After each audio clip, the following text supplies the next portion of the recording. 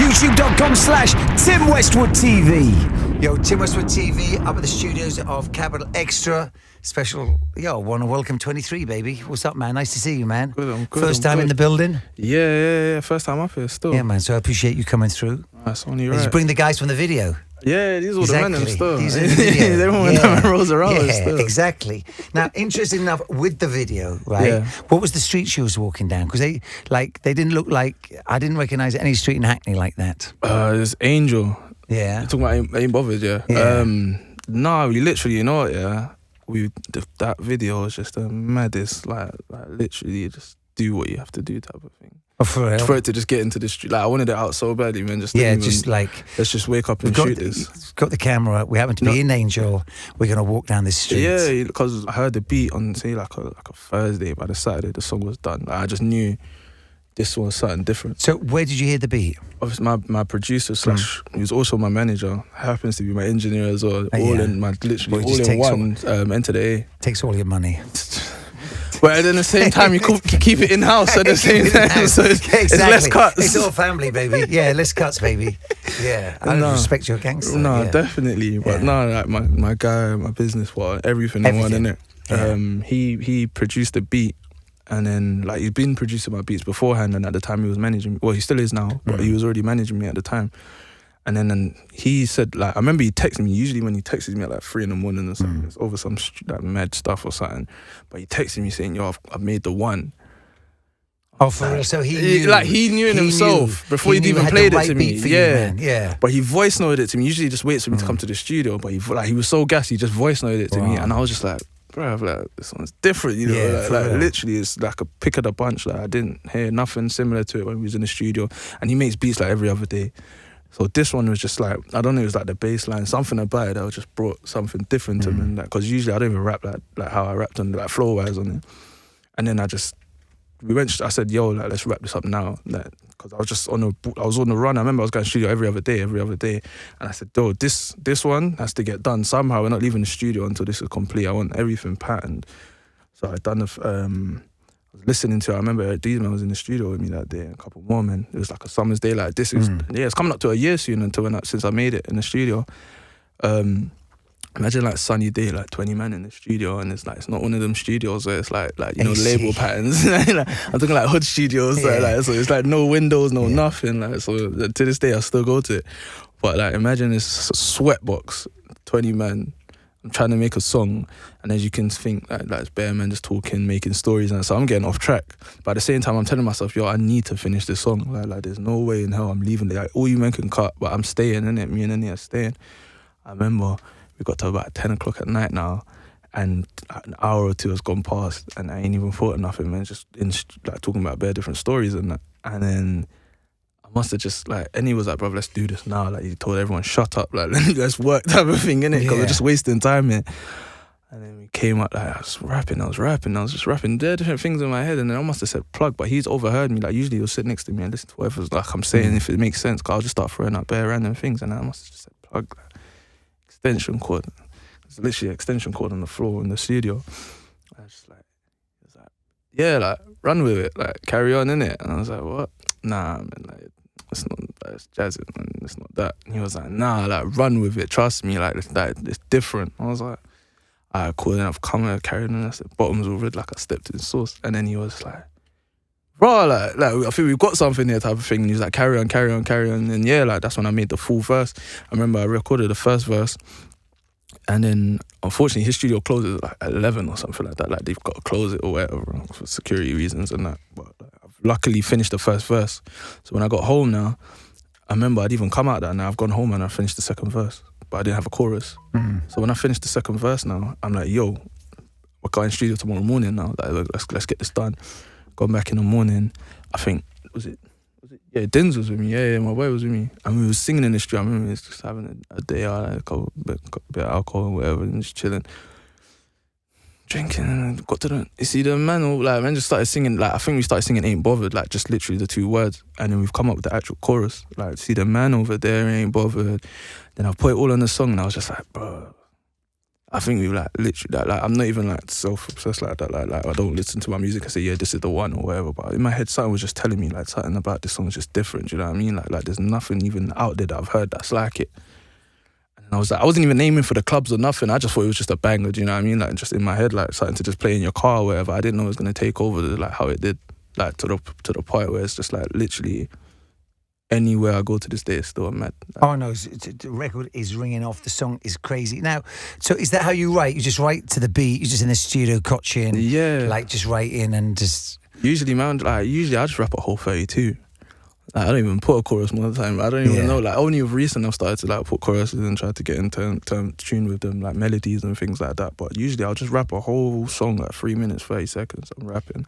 And then we'll break it down to the point where it's like what comes out, and then I'll swap that for a chorus and maybe change the beat around a bit.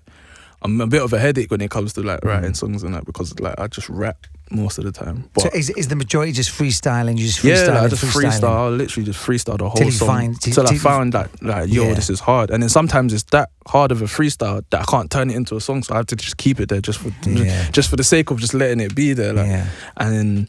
Like nowadays, I'm trying to just work on that, getting that first verse done, and then like maybe a 16, or depending how long it is, if it's an 8 or something like that, and then do the 16, break it down, have the verse like he literally marks on the screen like here's where the chorus goes now, right? Because like we're trying to actually work on like songs rather than like just freestyles and things. Yeah. But like of recent now, I've been making more songs than freestyles. Like I know that I need to. But you know, just to put it out there, that's how Tupac used to go in the studio.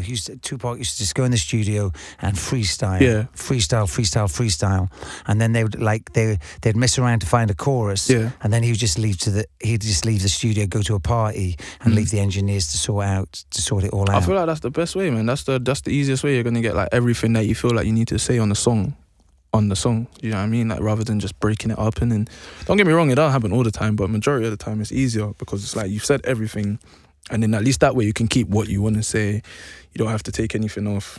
And then from there you can work out like, cool, I'm going to fit the chorus in here, or I'm going to keep it as a freestyle. And sometimes the freestyle might just end up being a banger anyways, to be fair. What? And then did you get any record deal? Was anything that behind you? What happened there? We patterned up with Universal still. My guys over at Ireland, we got Alex. The guy called Alex up there, yeah? Yeah. I'll be real. We got to the point where like it was taking over so much. I feel like there's not a label I didn't see, or wasn't in contact with me. But I just wanted to get to the point where I was just like, yo, like the song's here, and at the end of the day, this is what it's doing. Like we all can see, everyone can see what's going on. Like everybody can see what's going on. And when they came in, that's when I knew, like this is business now, do you know what I mean? Like a week after, I'm sitting in my house, my mum and dad is literally sitting there saying, yo, we've watched every single music channel and the video hasn't come on yet. Like we're sitting here, you're telling us, I remember that, like I got a tweet from like MTV, they're telling me it's on the B list or whatever like that. It's charted, it's on, and then I remember even saying that it ain't bothered when in the independent charts and it reached top 10, but I didn't even know. That being said, anyways, we're sitting in my house, I'm talking to my dad and my little brother's there, and we're just flicking through the channels that you do. I'm just like, oh man, it's on there. You lot are probably just not watching it. You know, Sky, you record, like they've recorded every single channel. I remember they were just there forwards and through it, and I'm just like, bruv, like just let it come naturally. It's not gonna come like that. I remember sitting down and talking to my dad. I've looked up, and I remember the TV was like on low. I've looked up and I was like, cuz that's me, like, you know what I mean? Yeah. And we've just gone raw, like man's actually on TV now, do you know what I mean? And I was just like, oh yeah, like this is serious now. Yeah, and how was the link with Notes, just through the studio? No, he's from Hackney. Right. So we've got mutual parties, like his friends are my friends way before music and that. And then at the time I remember I was there when he made Addison Lee. So he used to go to my studio to record, and I was there when he made Addison Lee. And then obviously he's telling me like, yeah, I remember the story of even Addison Lee being made. He was like, yo, like there's this song that here, I think it's hard.